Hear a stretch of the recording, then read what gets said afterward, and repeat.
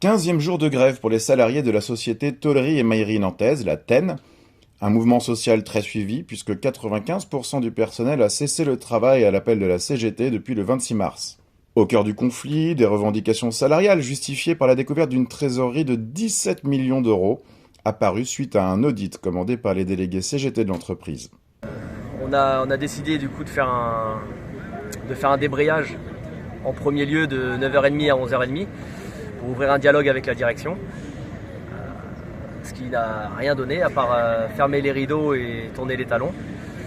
Du coup, suite à ça, on a voté tous ensemble, tous les grévistes, si on prolongeait et on fait une grève reconductible ou si on passait si on reprenait le boulot. On a tous voté à l'unanimité la grève reconductible.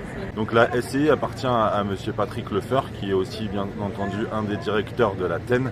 Nous avons découvert une augmentation de loyer depuis 10 ans de 49%. On a aussi découvert que ça coûtait 1 900 000 € à la société, donc ce qui leur apporte aussi beaucoup d'argent à côté. Et avec ça, on a aussi malgré tout une trésorerie à la TEN qui est d'environ 17 millions d'euros.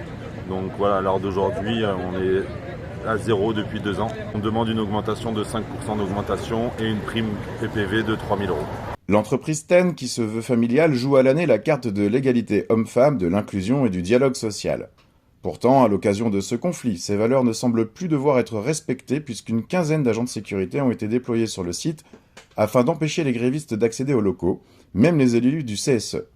Quant aux femmes, elles peuvent oublier les engagements de la direction à reconnaître leurs droits, puisque suite aux premières négociations, elles se sont vues interdire l'accès aux toilettes et à des points d'hygiène par l'installation de barrières.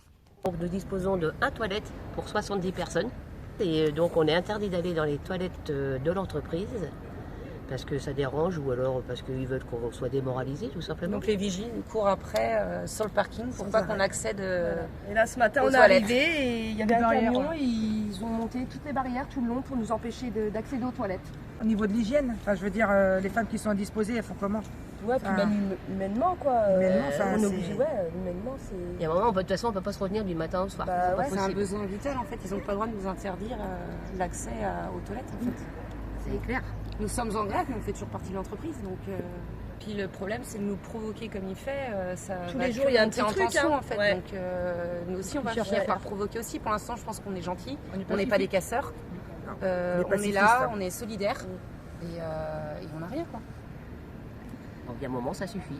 Alors que le conflit rentre dans sa 3e semaine, la stratégie d'épuisement et de provocation que semble avoir choisi la direction trouvera-t-elle ses limites?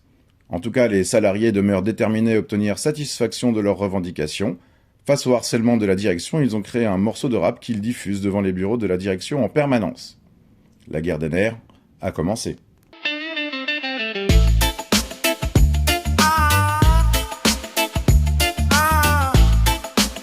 Depuis le 26 mars, on est là. On est toujours là depuis le 26 mars. On bloque la machine, ils pensent nous prier. Mauvaise discipline, vous parlez de respect, mais c'est du vent, du vide. Nous on tient le terrain, vous bloquez vos combines. Vous voulez du silence, vous avez du bruit. Vous voulez qu'on s'écrase, c'est mort aujourd'hui.